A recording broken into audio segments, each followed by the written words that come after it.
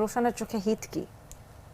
আমার চোখে আসলে দেখুন আসলে অ্যাজ এ অ্যাক্টর আমি অনেক কিছুই থেকে একটু বিরত থাকি, কন্ট্রোভার্সি থেকে বিরত থাকার চেষ্টা করি, বাড়তি আড্ডা থেকে বিরত থাকি, বাড়তি সার্কেল মেনটেন করা থেকে বিরত থাকি। এবং এই যে যেমন লাইক হচ্ছে এই হিটের যে ব্যাপারগুলো আমার কখনোই না কেন জানি এইসব বিষয় নিয়ে কখনোই খুব বেশি মানে যেচে মানে আমি এগুলো নিয়ে ঘাটবো বা জোর করে একটা তকমা লাগাবো সেই বিষয়গুলো আমার কখনো আমার মধ্যে কাজ করে না।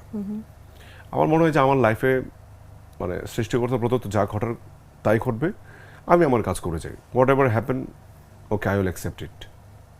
বাট এখনো পর্যন্ত যা ঘটছে আমার কাছে মনে হয় আলহামদুলিল্লাহ সব ভালোই যাচ্ছে, খারাপ তো হচ্ছে না, ভালোই তো যাচ্ছে। So I am so happy. কিছুক্ষণ আগে বলছিলে যে অনেক কথা আসলে পর্দার পেছনে থেকে যায়, পর্দার সামনে আসে না। স্পেশালি আমার মনে হয় একটা ছবি আমরা ফিনিশ প্রোডাক্টটা দেখি স্ক্রিনে, কিন্তু ছবির পেছনে অনেক গল্প থাকে। রিভেঞ্জের পেছনের গল্পগুলো একটু জানতে চাই। আমি একটা কথা বলি যে কোনো অ্যাকশন ফিল্মের জন্য কিন্তু একটা হিরোকে অনেক কষ্ট করতে হয়, এবং সবচেয়ে বেশি কষ্টটা কখন বাড়ে যখন খুব দুর্গম লোকেশনগুলোতে কাজ করে। যেমন মাওয়ার লাইক হচ্ছে ওই যে পদ্মা সেতুর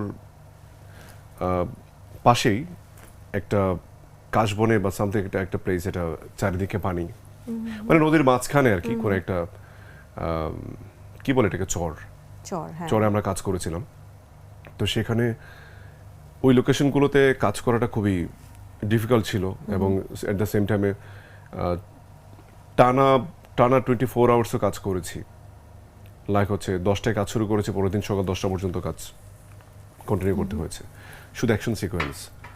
সো এই ধরনের কষ্ট আসলে সবগুলো সিনেমাতে ওইরকম করতে হয় না। হয়তো দেখা যায় যে লোকেশন আসলে অনেক সময় ডিমান্ড করে যে অনেক কোন লোকেশনে, যেমন এই লোকেশনগুলো রেয়ার, এগুলোতে সেকেন্ডেতে আর আসা পসিবল না।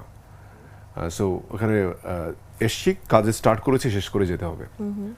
সো এই ধরনের পরিশ্রম আসলে অনেক কাজে হয়। রিভেঞ্জের ক্ষেত্রে এই ধরনের পরিশ্রম করতে হয়েছে অনেক। স্পেসিফিক কোনো ঘটনা বা কোনো সার্কামস্ট্যান্স মনে পড়ে যেটা দর্শক পর্দায় দেখে রিলেট করতে পারবে? কাশবনে যেখানে আমাকে একটা চেজিং সিন ছিল, সেটা হচ্ছে মানে বুবলি হচ্ছে পুলিশ অফিসার, সে আমাকে চেস করে, আমাকে খুঁজতে থাকে।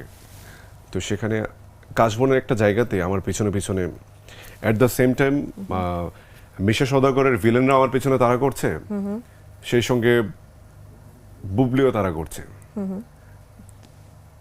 তো সেটা মূলত ওই কাশবনের মাঝখানে একটা সিকোয়েন্স ছিল, সেখানে আগুন ধরায়। তো আগুনের মাঝখান দিয়ে আমরা যে দৌড়ে আসবো, তো আগুনটা তো আসলে ব্যালেন্স নাই, লাইক হচ্ছে বাতাসের কারণে দেখা যাচ্ছে আগুনটা অনেক বেশি হুট করে বেড়ে যাচ্ছে। তো বুবলি ভয় পাচ্ছিল যে এটা দিয়ে দৌড় দিলেও যদি কোনো কারণে চুলে আগুন লেগে যায় বা গায়ে আগুন ধরে যেতে পারে। That was very much dangerous, কারণ আমার কাছে মনে হয়েছে যে আমি যখন দৌড়ে আসছিলাম, ইট ওয়াজ লাইক স্কর্চিং, মানে খুব বার্নিং ছিল আগুনটা, প্রচণ্ড হিট। পরে আবার আমাদের সার্টেন টাইম ওয়েট করতে হয়েছে, আগুনটা কমার পরে তারপরে সিকোয়েন্সটা কমপ্লিট করেছে আর কি। তো মানে that was a dangerous one, সত্যি বলতে।